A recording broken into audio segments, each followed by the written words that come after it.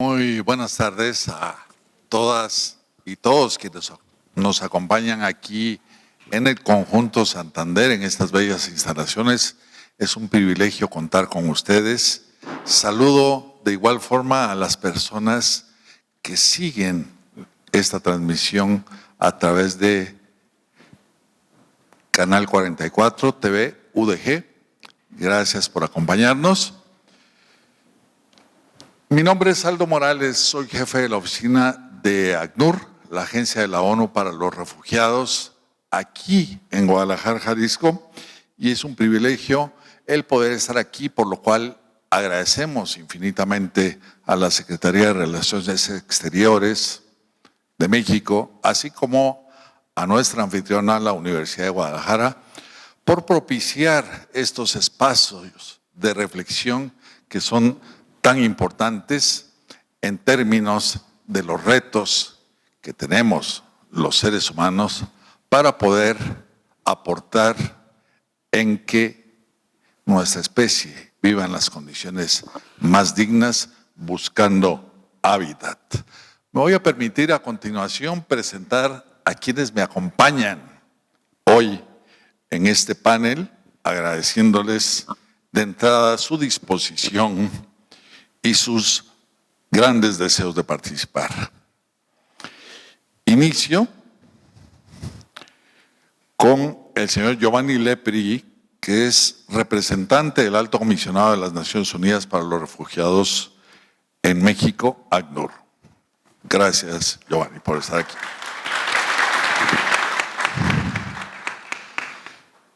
Dana Graber, jefa de misión de la Organización Internacional para las Migraciones en México, OIM. Dana, gracias por acompañarnos.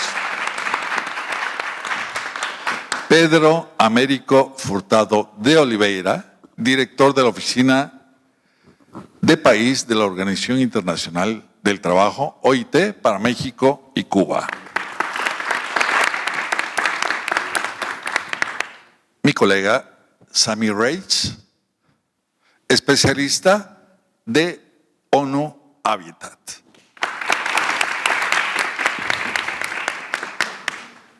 Y finalmente, Gloria Escobar Moya, quien es especialista de género y movilidad humana, FUDELA, Fundación de las Américas para el Desarrollo de Ecuador. Gloria, gracias por acompañarnos. Sin duda alguna, es vital abordar el tema de la movilidad, de los diferentes tipos de migración que existen, que se dan y que constituyen un reto, pero a la vez seguramente una oportunidad para todas las ciudades en el mundo y particularmente en Latinoamérica y el Caribe. En tal sentido, yo le pediría a nuestra invitada de Ecuador, Gloria Escobar, que nos contase un poco cuál es la visión desde la organización que representa y dadas las prácticas que han tenido en ese país andino. Gloria, te escuchamos. Bueno, pues buenas tardes con todas, con todos, con todes. Es un gusto para mí acompañar en este panel con todos los compañeros y compañeras que tengo el gusto de compartir esta tarde y por supuesto con todos ustedes. Un poco lo que quisiera es compartirles precisamente la experiencia que hemos vivido en Ecuador desde la mirada de la movilidad humana atravesada por distintas realidades que para el caso de nuestro país específicamente están asociadas con el flujo migratorio procedente de hermanos y hermanas de Venezuela, que como bien sabemos desde diferentes miradas ha sido atendida, ha sido vista como una situación, un fenómeno social de crisis humanitaria que también ha requerido atención específicamente desde los estados, pero también en asociación con la cooperación internacional, con organizaciones de la sociedad civil y con distintas factorías sociales. Entonces, un poco contarles esta experiencia y darles como algunos elementos que creo que serán importantes de reflexión para tener miradas más amplias, ¿no? Ver cómo este fenómeno también se replica, tiene características similares en otros espacios, así como características particulares dentro del contexto de Ecuador. Entonces, bueno, un poco desde ahí pensar y dar una mirada del trabajo que hemos hecho en la organización a la que pertenezco, que es FUDELA, Fundación de las Américas para el Desarrollo, ha sido enfocarnos en 3 ejes fundamentales. Tener claro como eje transversal la movilidad humana atravesada por una perspectiva de género y todo esto desde un marco general, el abordaje del enfoque de derechos en favor del desarrollo humano integral. Desde ahí entonces hemos trabajado con distintas poblaciones en movilidad humana, niños y niñas y adolescentes que han venido con sus núcleos familiares o también que no han estado acompañados en el proceso de tránsito o de acogida, en este caso en Quito específicamente.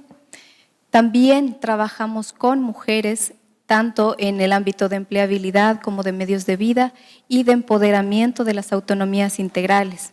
Y por otro lado tenemos poblaciones conjuntas o diversas en las que estamos trabajando varios ámbitos que tienen que ver con el fortalecimiento de la autonomía individual, fortalecimiento del tejido social y procesos de integración entre comunidad de acogida y comunidad en movilidad humana. Entonces, desde ahí un poco para tener contexto, ¿qué pasa en Ecuador con el flujo migratorio que hemos recibido procedente de Venezuela, principalmente en estos últimos años? Pensemos en Ecuador con una población total de 17.6 millones de personas y el flujo migratorio con un corte precisamente desde las evaluaciones que se hacen a través del aporte del GTRM, de esta red que está conformada por asociaciones y organizaciones que trabajamos en la línea de movilidad humana y liderados en este caso para la generación de información con ACNUR. Este corte a 2022 en marzo nos indica que tenemos 513,000 personas procedentes de Venezuela. Esto quiere decir 500,000 de personas que han ingresado y actualmente están residiendo en el Ecuador, y esto con cifras alineadas al reporte que nos da el Ministerio de Relaciones Exteriores y Movilidad Humana del Ecuador. Como ven, es un flujo sumamente importante, muy significativo, que ha impactado profundamente en la estructura país. Esto quiere decir que también ha reconfigurado la idea de ciudad y la idea país que teníamos, porque ya no es solamente el concebirnos como ecuatorianos, ecuatorianas, quiteños, quiteñas, y etcétera, como digamos, procedentes de este país, de un país en particular, sino que estamos conviviendo diversas culturas, diversos actores, y por lo tanto esto implica un abordaje transnacional, un abordaje intercultural y un abordaje, por supuesto, desde otras miradas que tiene que ver con una mirada interseccional. ¿A qué se refiere esto? Que nos ha planteado un desafío en el que no solamente tenemos como una mirada unidireccional de la movilidad humana, sino que tenemos que ver todas las condiciones de vulnerabilidad por las que están atravesadas las comunidades, en este caso, que están llegando al país.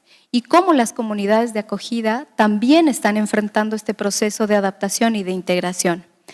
Entonces, esto, como les digo, ha planteado varios desafíos, porque en el caso de Ecuador no estábamos preparados como estructura social e incluso no como infraestructura de las ciudades y como país para este desafío en atención a servicios, en acceso a derechos y también en poder brindar los derechos mínimos como el acceso a una vivienda digna, el acceder a un sistema de salud sin que, por ejemplo, todavía siga siendo un desafío en el que, a pesar de que el Ecuador cuenta con una constitución que garantiza los derechos de todas las personas que vivamos y que ingresen al territorio nacional, que tengamos igualdad de condiciones, acceso a los mismos derechos sin ninguna restricción. A pesar de esto y a pesar de que tenemos un marco normativo que lo sustenta, y ahorita les cuento un poquito del Código Orgánico de Ordenamiento Territorial, de Autonomía y Descentralización, todo esto debería decirnos que todas las personas podemos acceder a nuestros derechos sin que importe nuestro lugar de origen, sin que importe nuestro lugar de residencia, sin que importe nuestra identidad de género, nuestra orientación sexual, nuestra etnia, sin que importara nada de eso, que todos y todas fuéramos iguales ante la ley. Sin embargo, esto no pasa. Todavía para nosotros como país representa un desafío importante La cobertura en salud, por ejemplo, y en educación, porque se sigue limitando el que personas que aún no tienen una documentación regularizada en el país no puedan acceder a estos servicios cuando no debe ser un requisito. Hemos estado trabajando constantemente desde las organizaciones de la sociedad civil para generar estos procesos de concienciación y también de sensibilización para que tanto desde quienes están trabajando en estos sistemas, para quienes lo acceden también, tengan este conocimiento de que no se requiere este estatus de regular para poder acceder a estos derechos. Esto como uno de los desafíos que nos plantea seguir trabajando en estos espacios. Este y muchos más, por supuesto que, como les mencionaba, el flujo migratorio, tanto en tránsito como con la vocación de permanencia, nos da luces de que hay la necesidad de poder identificar poblaciones en particular que requieren atenciones específicas. Como les comentaba el día de ayer en otro espacio en el que participaba, no es lo mismo hablar, por ejemplo, de una mujer embarazada que está en tránsito y que requiere una atención específica en salud, que requiere un centro de acogida, que requiere una atención médica particular, al hablar, por ejemplo, de un núcleo familiar que está ya no solo en tránsito, sino que ha llegado a su lugar de destino. O hablar de, por ejemplo, en el caso de grupos prioritarios, por supuesto que se ha dado una cobertura importante y se ha hecho un corredor de atención humanitaria en las fronteras, principalmente con Colombia, pero que nos ha detonado procesos de investigación que hemos realizado con organismos internacionales y también con organizaciones locales. Por ejemplo, si hablamos de grupos vulnerables o más bien grupos en condiciones de vulnerabilidad y grupos prioritarios, sabemos que estamos hablando de estos grupos que sistemática e históricamente han sido excluidos y han sido vulnerados en sus derechos. Pero ¿qué pasa con estos nuevos grupos que vamos visibilizando y que quizás no estaban en nuestro radar, que necesariamente eran considerados como tal? Me refiero, por ejemplo, a un proceso de investigación que realizamos de la mano con el municipio de Quito para el desarrollo del Plan de Atención y Protección a Personas en Movilidad Humana para el Distrito Metropolitano de Quito. En este proceso de investigación, precisamente acompañados por ACNUR, pudimos identificar cómo, por ejemplo, hombres que llegan solos, no con sus núcleos familiares, sino solos al país y que están en el rango de edad productiva, están fuera del radar de todas las organizaciones de atención prioritaria, ¿no? O sea, no están identificados como un grupo que requiera atención, cuidado, acogida y acceso a servicios y a debido proceso, por ejemplo, en el caso de que así lo requieran. Entonces, este grupo, que aparentemente no es un grupo de atención prioritario, aparece en el mapa. Se convierte en un nuevo grupo que requiere esta atención, esta mirada y, por supuesto, esta acogida desde el territorio nacional. Entonces, estos como algunos ejemplos de cómo vemos que hay necesidades que necesitan un abordaje interseccional, es decir, tener esta mirada no solo lineal, sino cruzar las diversas realidades para poder entender con mayor especificidad qué se requiere hacer, qué podemos hacer y cuáles son los pasos siguientes que podemos dar desde los distintos actores de la sociedad, Estado, organizaciones de la sociedad civil, actorías particulares, comunidades. ¿Qué podemos hacer, no? Entonces, y justamente ahí ya nada más para cerrar, compartirles lo que les decía, hay marco normativo importante y uno de los ejemplos es este Código de Ordenamiento Territorial y autonomía y descentralización que tenemos en el país, que nos dice precisamente, anclado a la Constitución, que todas las personas que estamos en el territorio nacional tenemos derecho a ser tratados en igualdad de condiciones sin ninguna restricción y que en acceso, por ejemplo, a servicios, a vivienda y a cualquiera de los derechos fundamentales debe ser tratado de igual manera y tener acceso y a la posibilidad de crecimiento y desarrollo.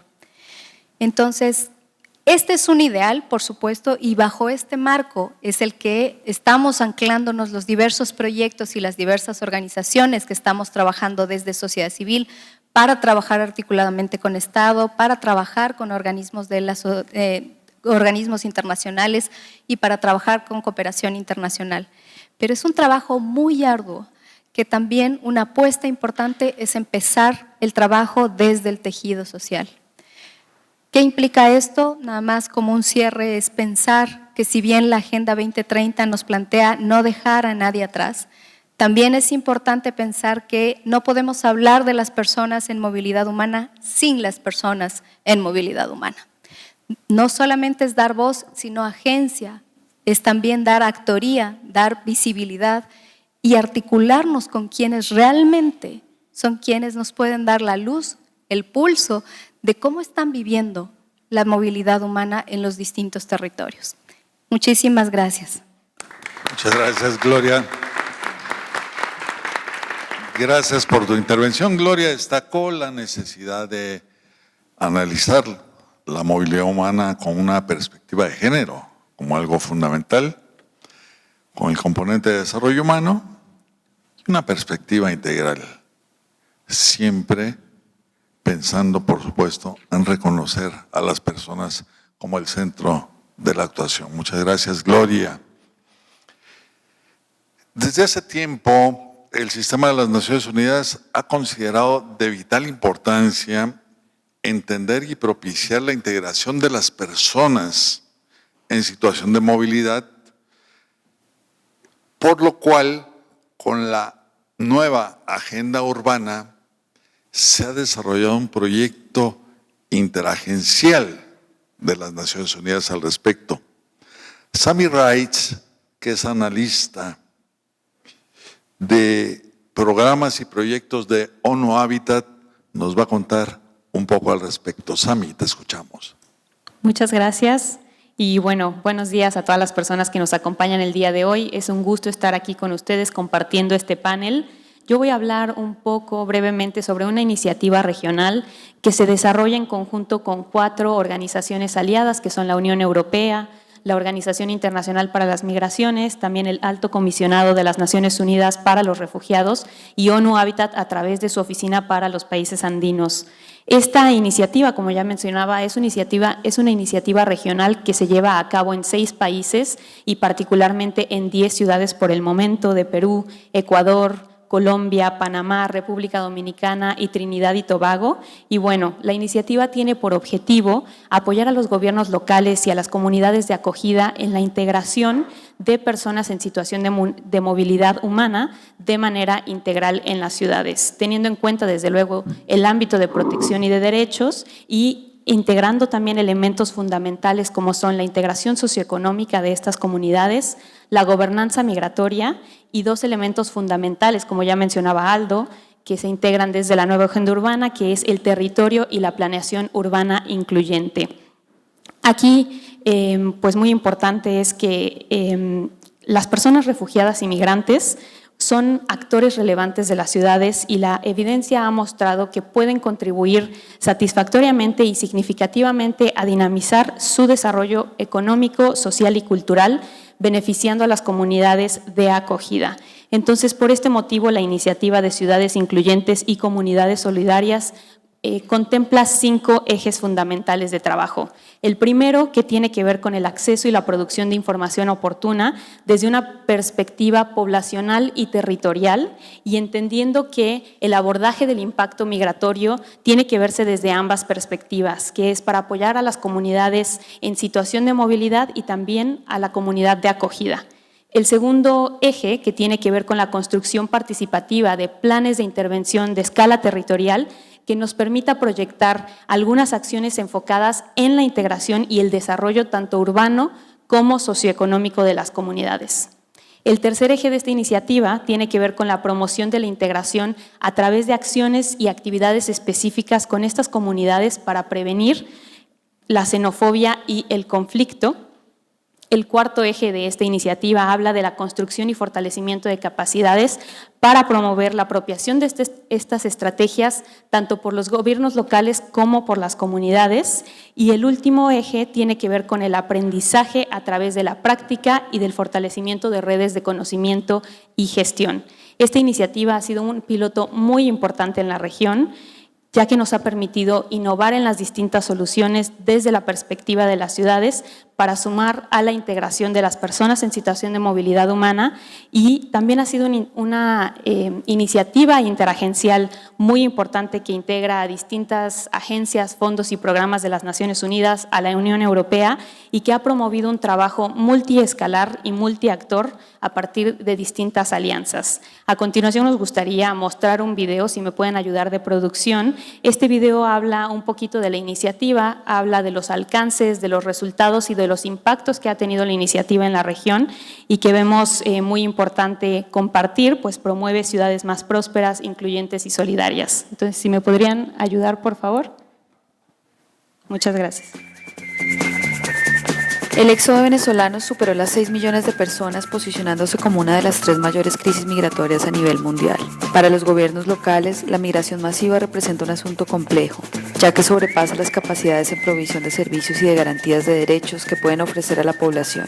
Ante esta situación, la Unión Europea, el mayor actor global de la cooperación internacional, ha convocado al Sistema de Naciones Unidas para armar un programa regional llamado Ciudades Incluyentes, Comunidades Solidarias, para apoyar a 10 ciudades de América Latina y del Caribe y responder el desafío de la integración de la población refugiada e inmigrante de Venezuela.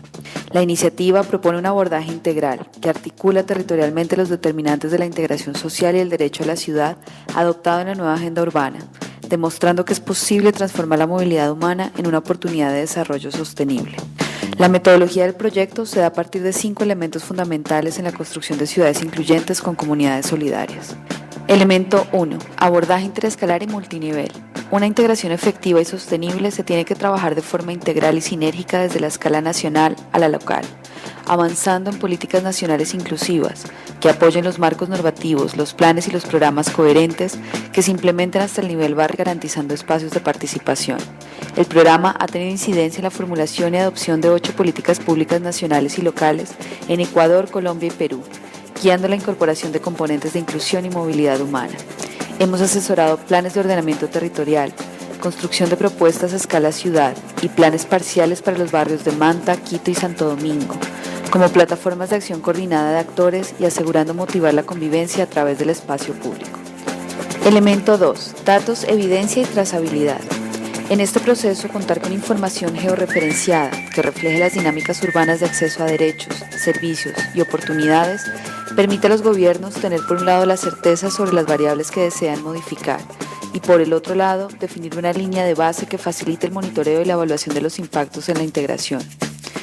De ahí que el programa haya construido el perfil de movilidad humana por cada ciudad, un documento que cuenta con un diagnóstico exhaustivo nacional y local en materia urbana y migratoria, con recomendaciones claras. También se han diseñado instrumentos innovadores, como el marcador de inclusión urbana, una herramienta que mide la capacidad de una ciudad en facilitar la inclusión desde parámetros espaciales y socioeconómicos, complementado por el visor de monitoreo urbano, el índice de prosperidad urbana, el indicador de gobernanza de la migración, todas herramientas que los gobiernos locales están utilizando para formular estrategias y focalizar inversiones en el territorio. Elemento 3. Co-creación de soluciones. Si bien la migración se presenta en todas las ciudades, las dinámicas de acogida y las oportunidades de integración son cualitativamente diferentes en cada ciudad. Por eso es primordial contar con mecanismos de participación para que la comunidad sea la que defina problemáticas y oriente las soluciones a tener en cuenta en los planes. A raíz de este elemento, se han desarrollado talleres de co-creación con comunidad, diseños de murales, jornadas de limpieza y otros ejercicios con las comunidades de Lima, Cúcuta, Barranquilla, Santo Domingo, Manta y Bucaramanga, que intervienen y resignifican el espacio público como plataforma de integración, así como el diseño de metodologías y talleres que permiten la visibilidad de la voz de segmentos más vulnerables como las mujeres, las niñas y los niños, la comunidad LGTBI+, entre otros. Elemento 4. Capacidades en infraestructura social y comunidad. Para que los avances se consoliden y la cultura del diálogo, de la atención y protección y de la participación se sostengan en el tiempo, es necesario contar con una infraestructura comunitaria física adecuada, en donde todas las prácticas y las capacidades puedan desarrollarse. El programa, además de haber capacitado a más de 150 funcionarios sobre norma urbana, derechos humanos, protección y asistencia, creó Integravita, una red global que ya cuenta con más de 50 centros en varios países de la región, con el propósito de intercambiar prácticas y experiencias, innovando e integrando desde el territorio, contribuyendo hacia una nueva cultura de ciudadanía global. Elemento 5. Momentos catalizadores aceleradores.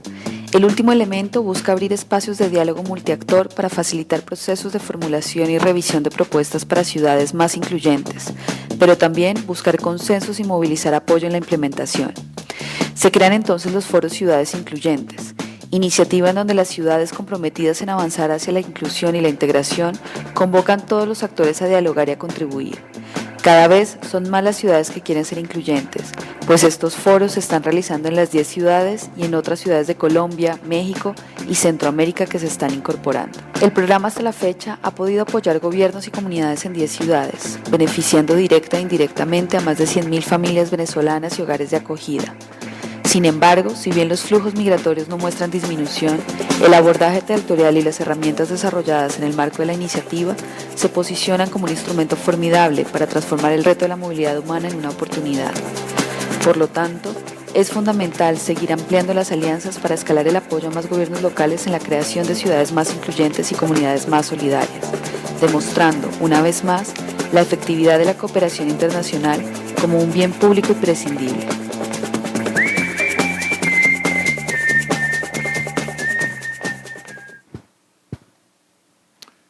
Muchas gracias, Sami.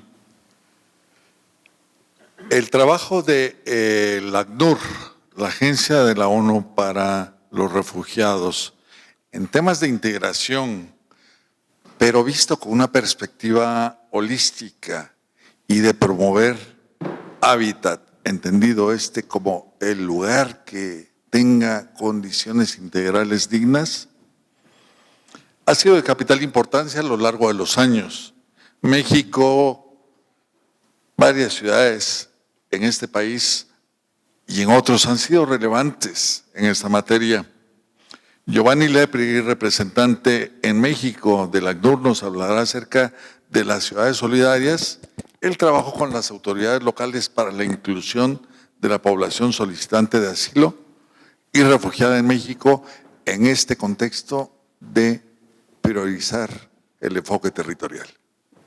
Muchísimas gracias, Aldo, y todos los miembros del panel. Es realmente un agrado poder seguir reflexionando sobre el concepto de inclusión y claramente el hecho que personas extranjeras que llegan a los diferentes países puedan encontrar efectivamente las posibilidades de ser incluidas en los tejidos sociales, en los tejidos económicos de las ciudades que lo reciben.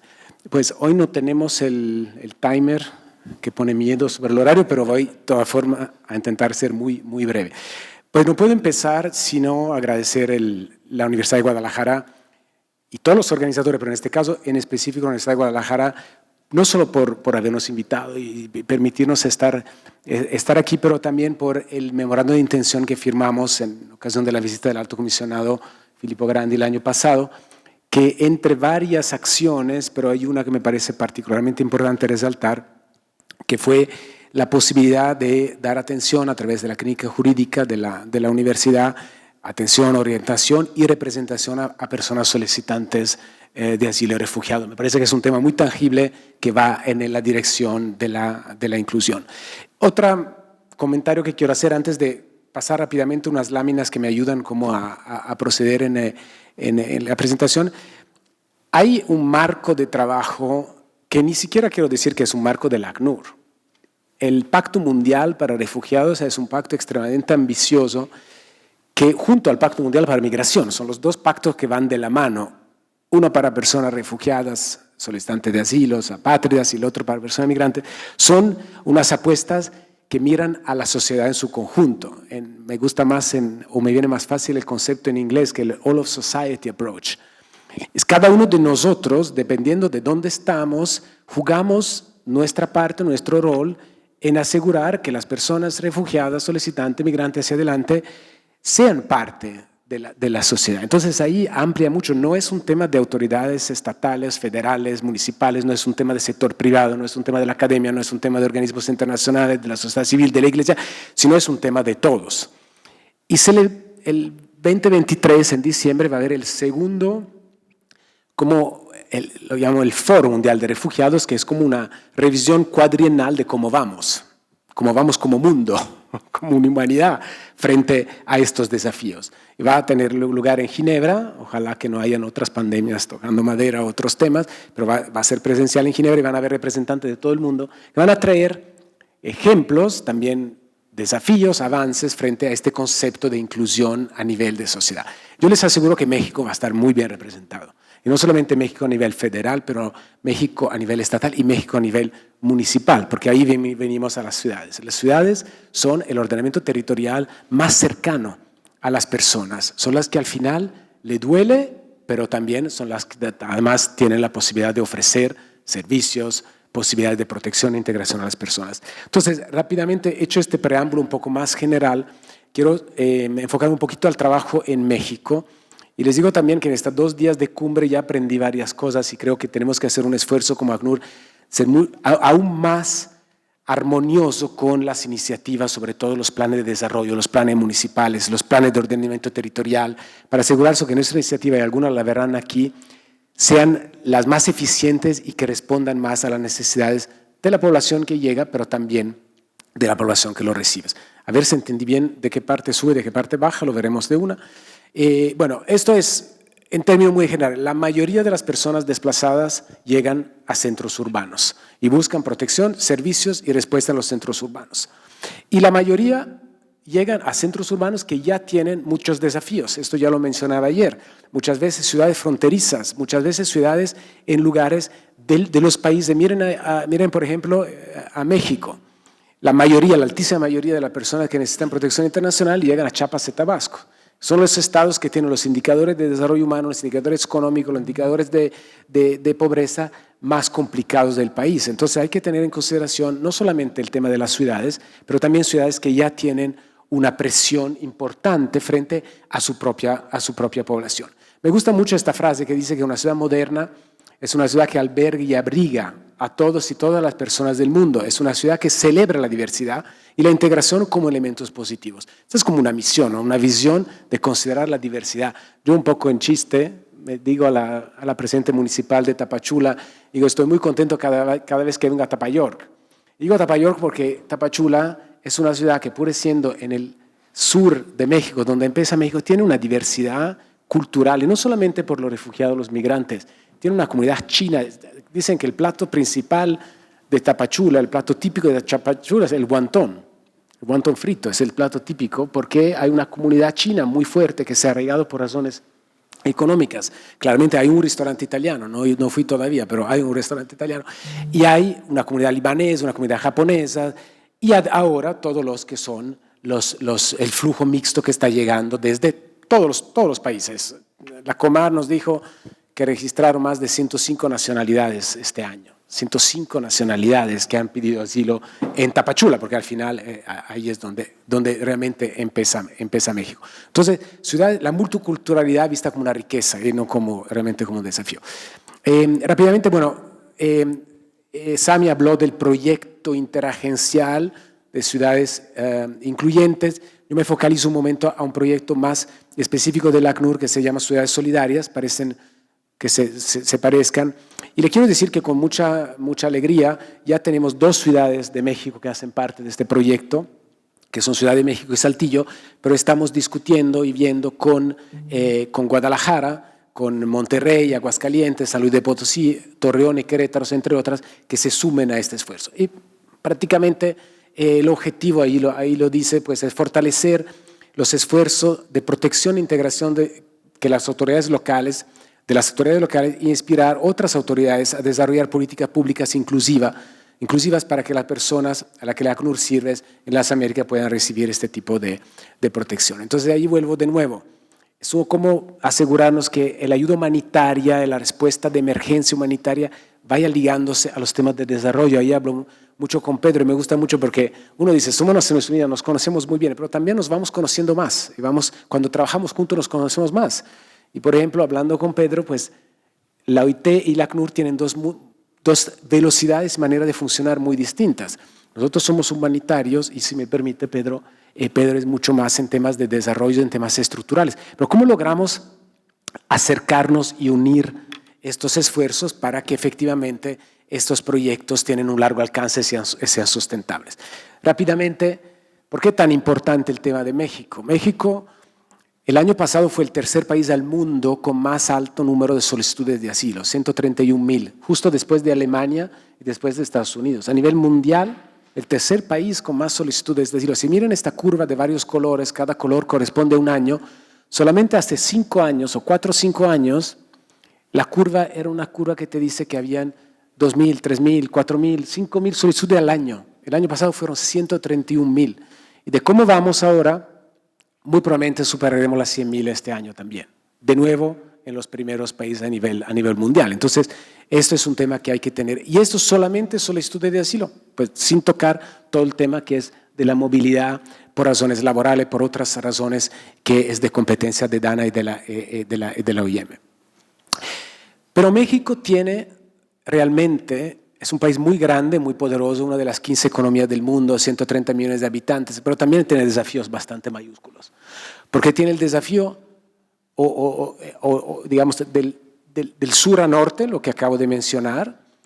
Tiene un desafío de norte a sur, todas las políticas migratorias y de solicitudes de asilo aplicadas por la administración anterior de Estados Unidos, de alguna manera, un poco forzadamente, un poco por otras razones que están siguiendo, siendo efectivas, aunque tenemos buenas noticias que algunas por fin están siendo progresivamente abandonadas, crea una fuerte presión de norte a sur, de retornos, de presencia de personas refugiadas, solicitantes de asilo, migrantes desplazados en la frontera norte, que es la segunda presión. Y una tercera presión, que es la presión del desplazamiento interno. 10 estados de México que tienen un tema importante de desplazamiento interno por la violencia y que, permítame decir, por fin se están moviendo, no solo los estados, pero también a nivel federal, no solo para reconocer que el desplazamiento interno por la violencia existe en México, pero también que hay que responderlo y que hay que tomar acción. Entonces, 3 presiones simultáneas mayúsculas.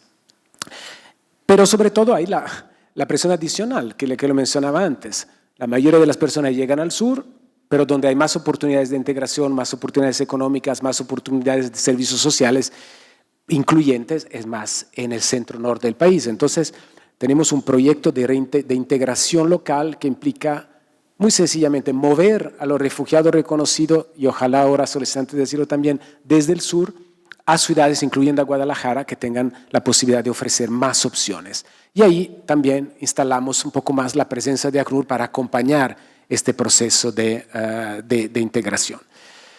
Y bueno, también, no quiero hablar estrictamente en términos económicos, pero estas personas que llegan a lugares donde hay una necesidad de fuerza de trabajo muy importante. Hay muchas vacantes en México y hay muchas vacantes que no necesariamente los mexicanos o mexicanos de Chiapas se sienten de irse hasta Guadalajara para trabajar tal vez por un sueldo que no es muy alto, pero que te garantiza que es trabajo digno, es trabajo formal. Y ahí vuelvo a ligarme al trabajo que estamos haciendo junto a Pedro, a la OIT, a la OIM, en todo este trabajo de trabajo formal.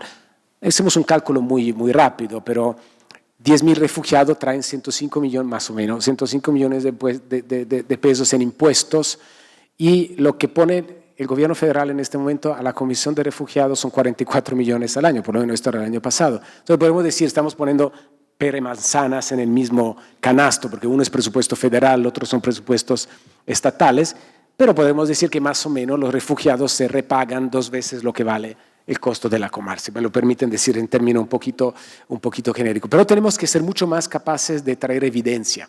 Esto hay que hacer estudios mucho más, porque todo esto, y estamos ahora trabajando con el Banco Mundial para un estudio, para que sea el Banco Mundial que lo diga, no es el ACNUR. Claramente yo tengo un interés en decir que los refugiados también aportan, porque pues como alto comisionado de refugiados, como representante del comisionado, claramente, pero si lo dice el Banco Mundial o si lo dicen institutos de análisis estadísticas, le da más fuerza. Pero es una realidad. Bueno, algunas intervenciones, y ahí sí quiero ser un poco autocrítico, en el sentido que creo que sí tenemos que, y lo que decía al principio de esta presentación, que lograr aún más, lo hacemos, pero asegurarnos que sean, y Gloria lo decía muy bien antes, que estos proyectos sean resultado de un análisis participativa con la comunidad. Que sea la comunidad que nos dice, esta es mi prioridad, entonces la autoridad municipal o estatal diga, bueno, si yo le puedo responder en parte, Y nosotros entonces, y es priorizado en mi plan de desarrollo, en mi plan de ordenamiento territorial, es legal porque el riesgo que uno termine, no lo sabemos, no conocemos, no somos expertos ni en arquitectura, ni en ordenamiento territorial, ni en cómo se protegen las aguas, y entonces el riesgo a veces, de hecho, una vez nos pasó que empezamos a construir un albergue y nos tocó desplazarlo de 4 metros, que le seguro no fue para nada divertido, no voy a decir ni dónde ni cuándo, porque estaba pasando sobre la tubería que traía el agua a la comunidad. Fue un error bastante importante, pues estos errores se evitan asegurándose que realmente todo esto sea muy enmarcado en un plan territorial, pero también que haya respondido a la necesidad de la comunidad. Entonces, bueno, estos son algunos ejemplos. En Tapachula, la remodelación de un centro comunitario utilizado por toda la comunidad y por la población refugiada también,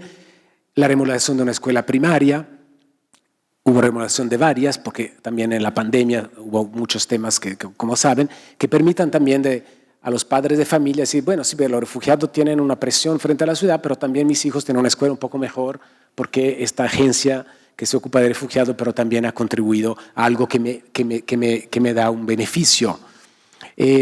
Tenosique, la rehabilitación de la Casa de la Cultura.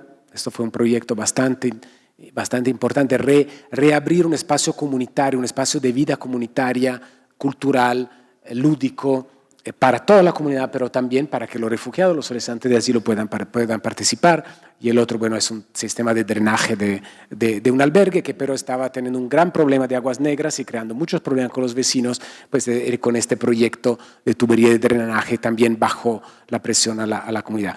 Este sí se lo quiero mencionar, el que ven de Monterrey, porque esto sí fue hecho en Santa Catalina, esto sí fue hecho totalmente en una serie de talleres comunitarios para ver qué es la prioridad, qué puede poner el ACNUR, qué puede poner el ayuntamiento, qué puede poner y cuál es la prioridad. Y se hizo este centro multifuncional que no solamente es lúdico, pero también esta palapa, no sé si se llama así, allá atrás sirve para conferencias que el municipio da en términos de uso de reciclaje de materiales o lo que el otro. Y el otro, bueno, es un proyecto que está ahora en construcción en Saltillo de una guardería. Uno de los grandes temas son las madres solteras generalmente, pueden ser padres solteros, pero generalmente son madres solteras, con 2 o 3 hijos, llegan a una ciudad, quieren trabajar, pueden trabajar, tienen todos los elementos para hacerlo, pero no saben dónde dejar a sus hijos.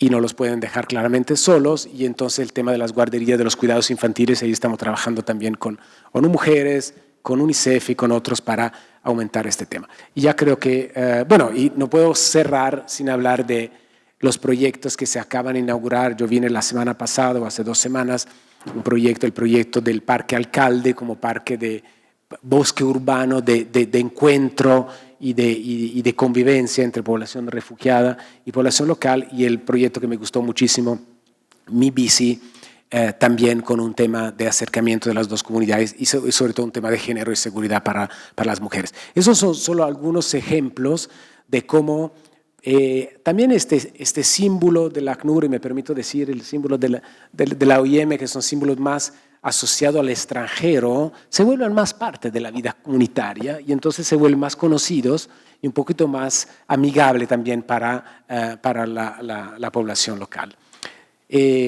Bueno, yo creo que con esto era todo lo que les quería compartir. No sé cuánto tiempo me gasté, espero no demasiado y que me van a regañar. Muchas gracias, mi estimado Giovanni.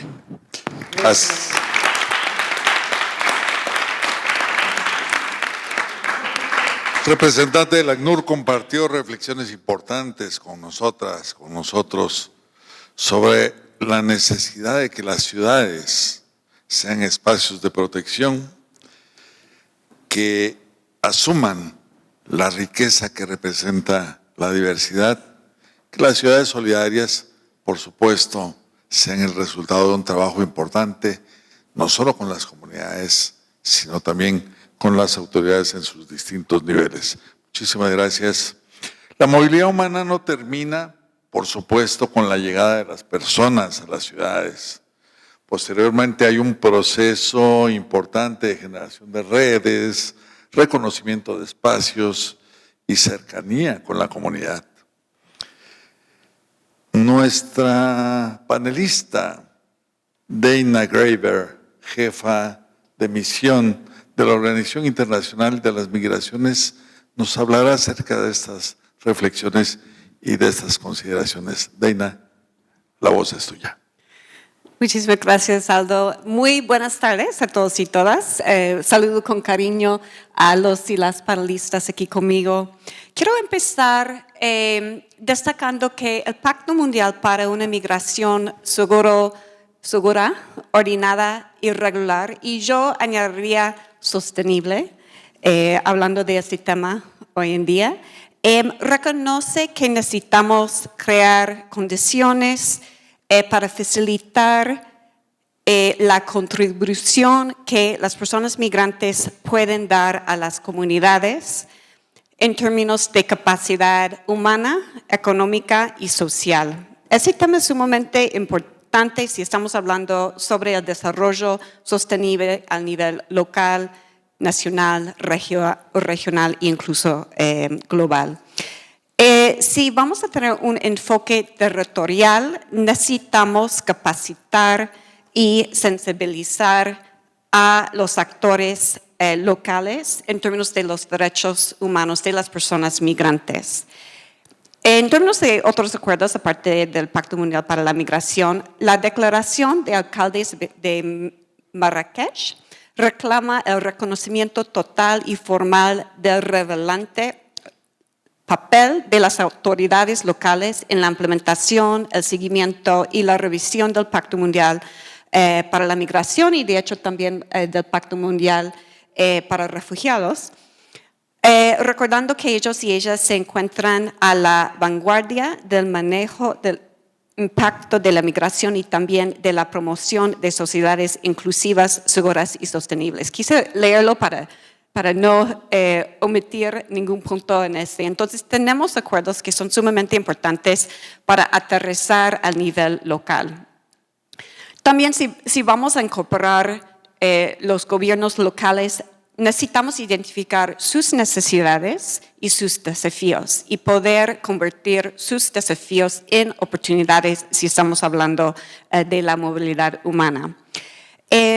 También en términos de actores locales, los tenemos que ver como socios en esta iniciativa, y especialmente los gobiernos locales. Ayer en otro panel mencioné los indicadores de gobernanza migratoria que OIM desarrolló en 2018 y con esos indicadores, son 80 en total, trabajamos con los actores locales, especialmente con las autoridades locales en términos de todas las áreas temáticas de la migración para abordar temas, incluso identificar buenas prácticas y también oportunidades de mejoramiento a nivel local. Y eso requiere el compromiso de esos actores locales con la idea de formar políticas informadas. Y también todos tenemos el compromiso cuando estamos hablando de esos temas de reducir las vulnerabilidades y empujar la integración de estas personas.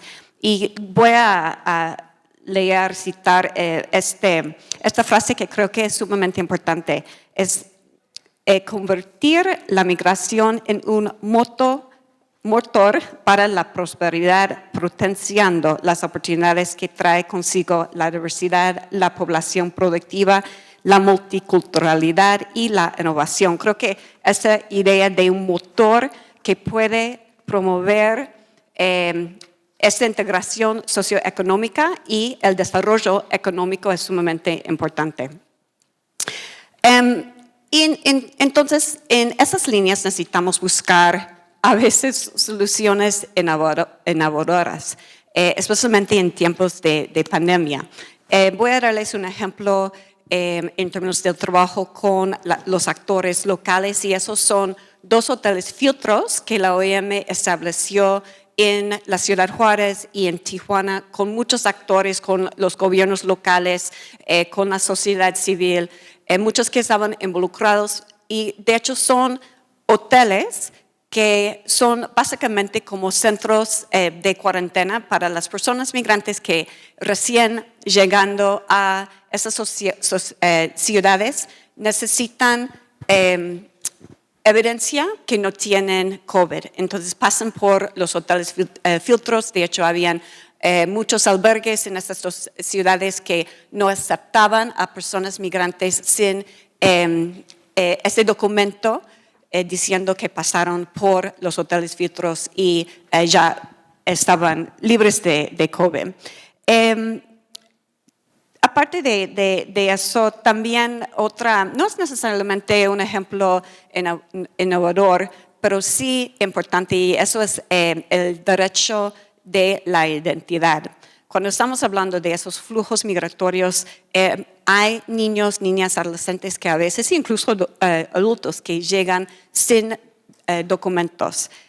Básicamente no tienen evidencia de su identidad. Entonces estamos trabajando con los consulados, con los actores locales, dando ferias para explicar cómo esas familias pueden conseguir sus documentos de identidad e incluso registros de nacimiento, que es sumamente importante si los niños, niñas y adolescentes quieren acceder a servicios en las ciudades donde se encuentran.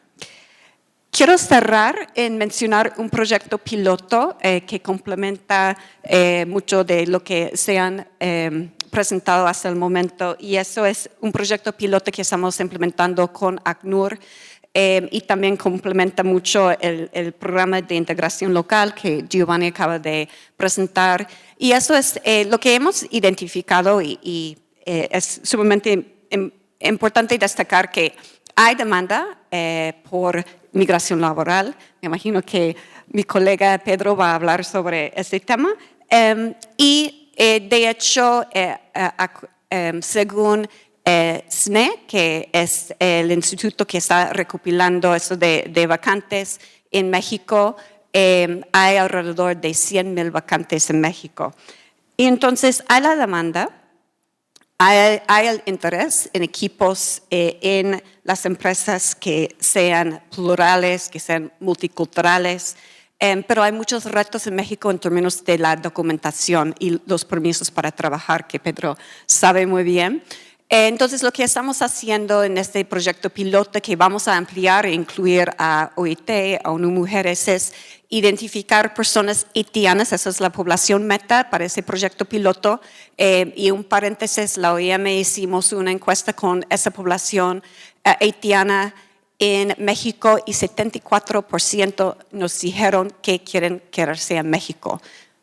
Corto plazo, largo plazo, y entonces hay mucho interés también por la parte de las personas migrantes en quedarse en México. Entonces, este proyecto identifica a las personas elegibles para participar, y con ACNUR estamos consiguiendo los documentos para que puedan trabajar y también insertándoles en las ciudades, complementando el proyecto que ya tiene ACNUR, dándoles acceso a educación, al trabajo y también incluso clases de español, por ejemplo.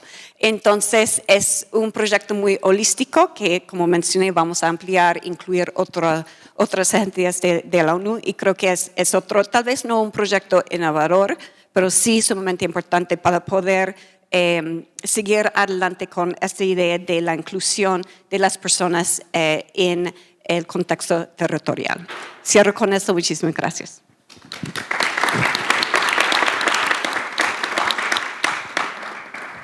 Deina, muchas gracias. Wow, tus reflexiones acerca de la contribución humana, económica, social que las personas en movilidad humana brindan a las ciudades, y la necesidad de sensibilizar y capacitar en las ciudades de acogida sobre esta realidad. Dijiste también convertir desafíos de las ciudades. Corresponde a la cooperación internacional analizar mucho eso para que esos desafíos de las ciudades se conviertan en oportunidades. Deina, muchas gracias.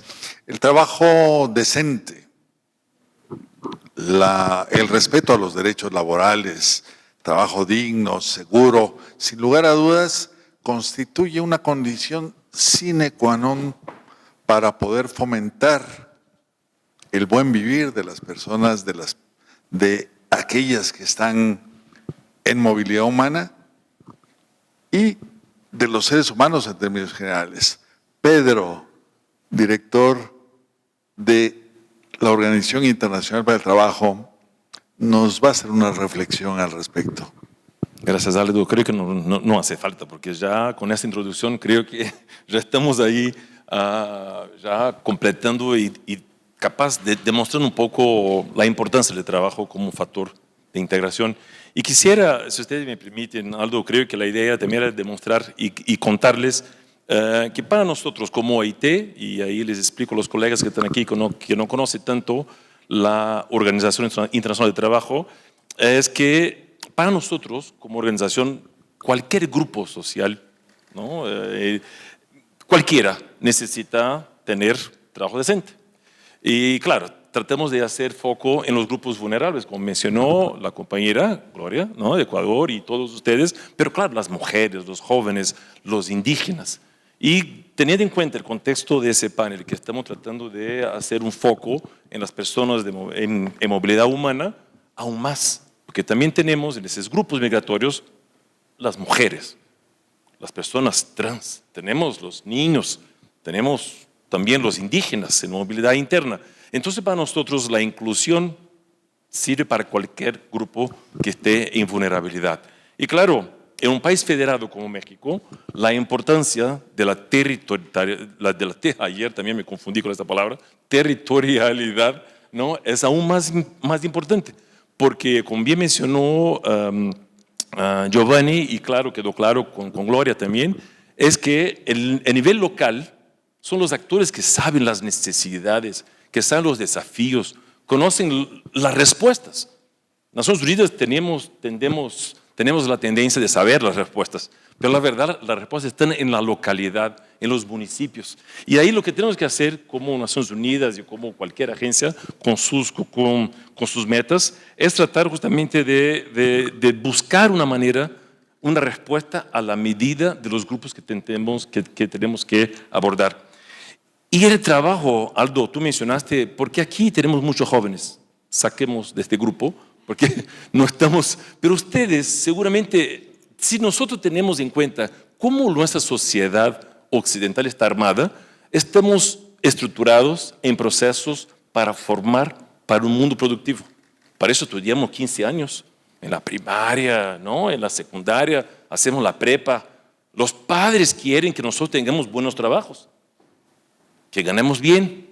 Y ahí estamos, porque el trabajo es un principio occidental universal de integración social, un trabajo productivo. Así en nuestras sociedades tenemos como el trabajo como un factor de integración. Por eso sufrimos cuando vamos a jubilarnos. Ya estoy pronto por jubilarme también, pero eso, ¿qué vamos a hacer cuando jubilar? Ya no estoy perteneciendo a una sociedad. Por eso la importancia que en materia del grupo que estamos aquí tratando de abordar, tengamos el trabajo, que en esta estructura de ustedes en Ecuador, que también podamos incluir a los actores del mundo del trabajo. ¿Quiénes son? Los patrones, las empresas, las cámaras empresarias, los sindicatos. ¿Por qué los sindicatos? Porque los trabajadores migrantes no tienen una voz colectiva. Porque los sindicatos están presentes a donde no hay informalidad y la informalidad genera precariedad. No genera dignidad, que tú mencionaste, no genera una protección social, no genera justamente lo que queremos, que es ese trabajo decente que tú mencionaste, Aldo. Entonces, aquí, bueno, ya saqué un poco, ya me perdí un poco lo que quería mencionar, pero lo que queremos con los grupos de las personas de movilidad humana es generar oportunidades de inserción efectiva por el trabajo, pero no cualquier trabajo, no es cualquiera. Queremos que sea un trabajo digno, protegido, por supuesto que tenga oportunidades para crecer y claro que tenga un salario justo y que no discrimine a nadie, a ningún grupo, refugiados, migrantes, cualquiera. Y ahí entramos como OIT. Y gracias Dana y Giovanni por permitir que la OIT pudiera justamente incorporar dentro de este mandato muy particular, que aquí teníamos, creo que teníamos una meta que era demostrar los retos de ese trabajo territorial en materia de grupos que están en movimiento. Porque lo que tenemos y que hacemos como OIT es justamente agregar componentes de complementariedad al ese aspecto humanitario que OIM, y ya que no lo sabe muy bien, y que la sociedad civil compone ese universo. Lo que hacemos, colegas, es justamente tratar el nivel local de buscar los actores del mundo del trabajo que van a generar los trabajos que queremos, que va efectivamente permitir la integración social de las y los trabajadores migrantes y refugiados. ¿Quiénes son? Las organizaciones empresarias y sindicales. ¿Y por qué sindicales? Porque los sindicatos y los trabajadores y las trabajadoras organizadas podrán velar y supervisar que las condiciones de trabajo que estaríamos ofreciendo a esos migrantes y los que están solicitando asilo no sean menos protegidas porque son extranjeros. Queremos garantizar que todos tengan los mismos derechos, todos, y derechos que sean bajo un trabajo formal. Ahí estamos. Y quería aquí mencionar, porque no quiero extenderme demasiado, que antes de darles un ejemplo que incluye a los tres, es que la complementariedad necesaria dentro de nuestras misiones y mandatos. Porque claro, la OIT tiene como su mandato y las entidades que componen nuestra organización son el sector empresario y sindical y los gobiernos, en particular las carteras laborales. Ustedes tienen como socio inmediato los gobiernos y la sociedad civil. Entonces, incorporar la OIT en acciones de integración efectiva, duradera por el trabajo, es natural que también podamos participar. Y gracias, Dana, por incluirnos en este proyecto con Haití, que queremos justamente, dentro del ejemplo que voy a darles en pocos minutos, demostrar que sí podemos también colaborar dentro de lo que nos corresponde. Porque el reto que tenemos, bien mencionó Dana, ¿cómo identificar? Necesitamos ser identificados, necesitamos estar reconocidos. Y eso ACNUR y OIM lo hace con una experiencia. Son los que pueden identificar, que asisten, que acogen, que protegen. Y que tienen un mandato pesado. Es duro, angustiante, frustrante, pero necesario, fundamental. ¿Qué es eso? Es humanitario. No sabemos hacer como OIT. Entramos en el momento siguiente, porque ustedes tienen toda la red con Comar, con el Instituto Nacional de Migración. Nosotros no tenemos esa entrada, pero entremos después. ¿Con quién? Con los sindicatos y las empresas y las cámaras empresarias. Mira, ¿qué necesitan? Mencionaste, Dan, ahora que tenemos una demanda de 100,000 personas en varios sectores. Bueno, pero a nivel local, la respuesta está ahí. ¿Qué necesitan las empresas, las cámaras empresarias de mano de obra? Podemos levantar esa información rápidamente y podemos inclusive hacer match. ¿Cuáles son las competencias que esa diversidad de nacionalidad están trayendo para los países? ¿Qué aprendieron sus países? ¿Qué habilidades tienen? ¿Y cuáles son las que no tienen para poder, junto con el Estado, con la cartera pública en particular, el Servicio Nacional de Empleo, poder generar formación para complementar lo que ellos necesitan para poder tener una integración efectiva? Y reconocer competencias que vienen de sus países. Eso sabemos hacer. Tenemos ese contacto, esa relación con los actores que van a reconocer no solo un partido de nacimiento, pero también una formación, un diploma cualquiera de albañil, de carpintero, de lo que fuera. Y ahí lo que estamos haciendo, y quisiera terminar, Aldo, si tú me permites, y ustedes también con la paciencia, es demostrar un ejemplo concreto que tenemos OIT, ACNUR y OIM, complementariamente trabajando cada cual en su mandato, en la Ciudad de México y en la ciudad de Santiago. Tenemos muchos haitianos en Chile también. Entonces, un elemento más que podemos agregar en esta iniciativa. ¿Qué estamos haciendo? Es un proyecto Ciudades, financiado por un fondo multidonante para migraciones, que estamos ahí como tratando de coordinar los procesos de inserción y fomentar la inserción sociolaboral de los migrantes en la Ciudad de México y Santiago. Son ciudades con características muy particulares, pero con problemas muy parecidos. Y ahí estamos tratando justamente eso, ACNUR y OEM rápidamente ya identificaron lo que están viniendo a México, lo que están pasando por los corredores ahí, llegando aquí a la ciudad, ya quiénes son, qué necesitan, qué pueden ofrecer, y nosotros ya en paralelo movilizando el sector empresario, los sindicatos para que estén atentos a esta gente que está trabajando, y ya tratando de hacer ese match. Y estamos avanzando. Esta iniciativa piloto que estamos haciendo con los fondos de Naciones Unidas nos está permitiendo ir un poco más allá de una acción inmediata, porque estamos consultando no solo las demandas particulares de las empresas en Ciudad de México y en Santiago, pero también tratando de conocer y levantar información de la inversión pública y la inversión privada para poder antever necesidades y competencias que podemos fomentar por una formación vocacional con estas poblaciones en movimiento. O sea, estamos yendo un paso más adelante y teniendo en cuenta los desafíos del futuro del trabajo, desafíos demográficos, ambientales y, claro, tecnológicos. Y aquí un piloto en el Estado de México estamos formando a esta gente con una competencia digital, hay un programa con Gulu, son más de 300 horas de formación digital para que pueda estar preparándose también para el propio emprendedurismo, que tampoco es sencillo, y también para el cooperativismo. La OIT tiene herramientas específicas volcadas para ese grupo que estamos aquí trabajando para poder fomentar esa estructura cooperativa bajo la economía social y solidaria, que la Ciudad de México la tiene bastante bien claro. Y ni hablar del tema demográfico, del envejecimiento de la población, con temas de cuidados. Mencionamos los niños y, claro, los adultos mayores, formando para los cuidados, que sí sabemos que hay una necesidad importante y, claro, y con eso competencias más inmediatas como, por ejemplo, la construcción civil. Pero ni siempre un albañil que vino de Guatemala o de Nicaragua tiene la misma habilidad, porque aquí en México tenemos otros materiales, otra estructura de construcción y tenemos que adaptar y ajustar, y para eso estamos con el sector federal tratando de conciliar eso.